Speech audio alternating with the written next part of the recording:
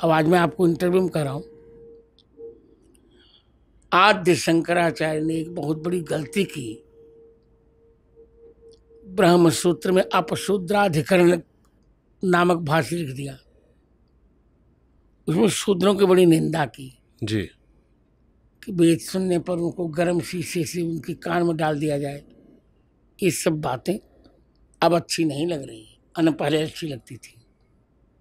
इसी का फल है कि शंकराचार्य जी की जन्म प्रदेश जी केरला में 95% ईसाई हो गए। इसी का फल है। హాయ్, శ్రీ రామభద్రాచార్య అయోధ్య రామ జన్మభూమి దానికి సంబంధించిన వివాదంలో ఆయన అందరికి కూడా తెలిసినవాడు. అలాగే ఆయన చిత్రకూట్లో ఉన్న ఒక పీఠానికి ఆయన అధిపతి. అలాగే హిందువులని, అలాగే రాముడు, సనాతన సంప్రదాయం వీటి గురించి పోరాటం చేయటంలో ఆయన ఒక దిట్ట అని హిందూ మతవాదులందరికీ కూడా తెలుసు. సనాతన ధర్మాన్ని ఇష్టపడే వాళ్ళకు తెలుసు. అయితే ఇక్కడ సమస్య ఎప్పుడు వస్తుందంటే, ఈ మధ్యకాలంలో ఎన్డీటీవీలో ఆయన ఒక ఇంటర్వ్యూ ఇచ్చారు. దానిలో ఏమని చెప్తా ఉన్నారంటే, శంకరాచార్యుల వల్లనే కేరళలో ఇస్లాం మతం కావచ్చు లేదా క్రిస్టియానిటీ కావచ్చు పెరిగింది, హిందువులందరూ దానిలో జాయిన్ అవుతున్నారు. ఎందుకంటే ఈయన బ్రహ్మసూత్ర భాష్యంలో ఏమని చెప్పాడంటే, వేదాలు విన్నట్లయితే శూద్రుల చెవులలో సీసం పోయాలని చెప్పాడు. అందువల్లనే ఈ దోషం జరిగి శూద్రులను అవమానించడం వల్ల వాళ్ళు మతం మారుతూ ఉన్నారు, ఇది పెద్ద దోషం అని చెప్పేసి అని చెప్తా ఉన్నాడు. సరే, హిందూ ధర్మంలోనూ అన్ని మతాలలోనూ అన్ని కులాల్లోనూ అన్నిట్లలోనూ దోషాలు ఉన్నాయి. అయితే ఆయా కాలాలలో ఉన్న నియమాలను బట్టి వాళ్ళు ఏవో పెట్టుకున్నారు. సరే, కాలక్రమేణా వచ్చిన ఏమైపోతున్నాయంటే అవి మారుతూ ఉన్నాయి. ఆ నియమాలు కావచ్చు, ఆ శిక్షలు కావచ్చు మారుతూ ఉన్నాయి. అలాగే అన్ని రకాలుగా చూసినట్లయితే శంకరాచార్యులు ఏమని చెప్తా ఉన్నారంటే, ఆ కాలానికి అనుగుణంగా ఉన్నటువంటి వేదాధ్యయనం ఓన్లీ బ్రాహ్మణులు చదవవచ్చు అన్నాడు. అక్కడ కూడా మళ్ళీ కొన్ని ఎగ్జంప్షన్స్ ఇచ్చారు.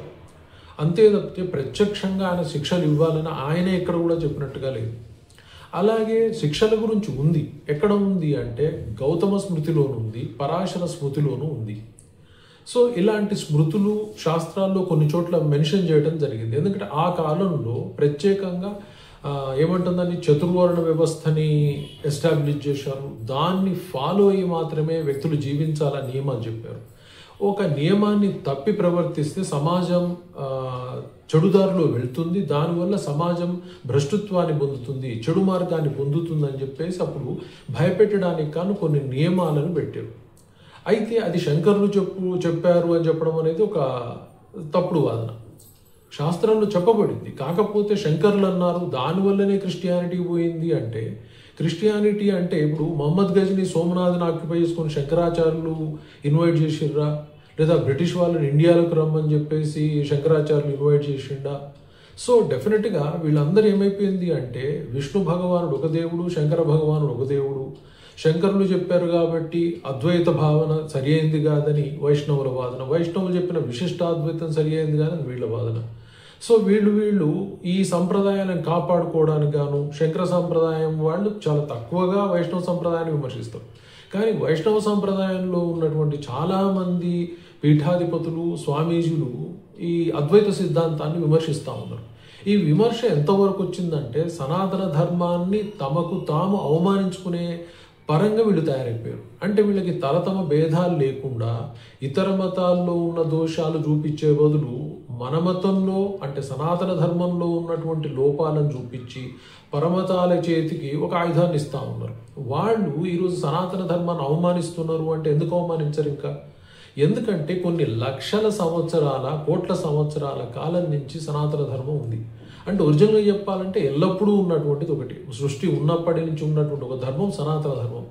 అలాంటి ధర్మంలో పుట్టిన వ్యక్తులే ఈ ధర్మంలో ఏదో ఒక కాలంలో కొన్ని వేల సంవత్సరాల క్రితం ఒక ఆధ్యాత్మిక వ్యక్తి అప్పుడు ఉన్నటువంటి కట్టుబాట్లు, ఆచారాలను బట్టి కొన్ని విషయాలు చెప్పినప్పుడు ఆ విషయాలు ఈయన చెప్పబట్టే సమాజంలో చెడు జరుగుతుంది, వీళ్ళు చేయబట్టి ఇలా జరుగుతుందని విమర్శించడం అనేది ఎంతవరకు సంప్రదాయం, ఎంతవరకు సబబు అనేది పెద్దలందరూ కూడా ఆలోచించాలి.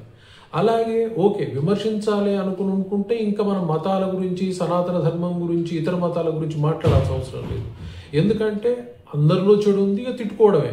మీ దానిలో బాగాలేదు, మా దానిలో బాగాలేదు, త్వంశుంటా అని మనం తిట్టుకోవడం తప్పితే సనాతన ధర్మాన్ని ఉద్ధరించే ప్రయత్నం అయితే ఏమీ లేదు. ఎందుకంటే ఎప్పుడైతే మన వాళ్ళే తప్పులు చేశారు, దానివల్లనే ఇలాంటివన్నీ తయారైనాయంటే మరి ఎవరేం చేస్తారు? మరే అదే ఆదిశంకరాచార్యులు చండాలుడి కథలు ఆయన ఏమని చెప్తారు, ఏ విధంగా రియలైజ్ అవుతారు అనేది మనం చూస్తూ ఉన్నాం. అలాగే రాముడి కాలంలో కూడా ఒక శూద్రుడు తపస్సు చేస్తున్నప్పుడు అతనికి ఏ విధంగా రాముడు శిక్షించాడో కూడా కథ ఉంది రామాయణంలో. మరి అతను తప్పని చెప్తారా? అతను వేదాధ్యయనాన్ని చేశాడు కాబట్టి శిక్షించమని ఒక బ్రాహ్మణుడు కోరినప్పుడు రాముల వారే అతన్ని శిక్షిస్తాడు. సో మరి అది తప్ప? సో డెఫినెట్గా ఆయా కాలాలలో ఉన్నటువంటి నియమనిష్టలు, శిక్షా స్మృతులను బట్టి ఆ వ్యక్తులు అక్కడ ప్రవర్తించారు. మరి ఈ కాలంలో ఏ సంప్రదాయాలు ఉన్నాయి, ఈ కాలంలో ఎలాంటి కట్టుబాట్లు ఉన్నాయి, ఎలాంటి శిక్షలు ఉన్నాయి?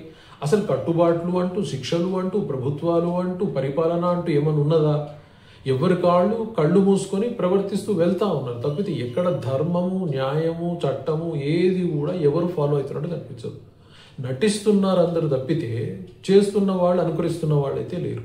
సో అలాంటప్పుడు ఎవరు పెద్దలను పడుతున్న వాళ్ళు, ఆచార్యులు అనేబడే వాళ్ళు మన మతంలో ఉన్న పెద్దలని ఈ విధంగా అవమానించి సనాతన ధర్మాన్ని కించపరచడం అనేది సరి అయిన విధానం అయితే కాదు. ఈ విధంగా కించపరచుకుంటే 10 మందిలో మనమే చులకన అవుతాం తప్పితే మనకు వచ్చే గొప్పదనం లేదు. తర్వాత విశిష్టాద్వైతం ద్వారా వైష్ణవులకు వచ్చే లాభం లేదు, అద్వైతం ద్వారా శైవులకు కావచ్చు లేదా ఏమంటాం వాళ్ళని స్మార్తులకు కాబట్టి వచ్చే లాభం లేదు. అంటే ఒక సనాతన ధర్మంలోని మీరే విభిన్న వాదంతో ఒకళ్ళనొకళ్ళు విమర్శించుకొని మీ లోటుపాట్లు ఉన్నాయని చెప్పుకున్నట్లయితే మరి మీ లోటుపాట్లలో మేమెందుకు ఉండాలి, వేరే దానికి వెళ్తామని వ్యక్తులు వెళ్తా ఉన్నారు. అంతేగాని ఒకప్పుడు ఎవరిని విమర్శించలేదు. ఆ కాలంలో వాళ్ళు పెట్టుకున్న నియమాలు వాళ్ళు పాటించారు, అందరూ సమాజం కూడా సుఖంగానే ఉంది. కానీ ఈరోజు వాటిని ఎత్తి పొడుస్తూ, దెప్పి పొడుచుకుంటూ, ఒకరినొకరు అవమానించుకుంటూ ఈ వ్యక్తులకి సనాతన ధర్మం మీద నమ్మకం పోయేలా మన ఆచార్యులే చేస్తున్నారా అన్న అనుమానం వస్తూ ఉంది. మరి భవిష్యత్తులో ఏం జరగబోతుందో తెలియదు. కానీ చాలా తప్పుడు మార్గంలో సమాజము, ఆచార్యులు, ధర్మపరులు కూడా వెళ్తున్నారా అంటే అవునని అనిపిస్తూ ఉంది. మరి సనాతన ధర్మంలో ఏం జరగబోతుందో వేచి చూడాలి. Thank you very much.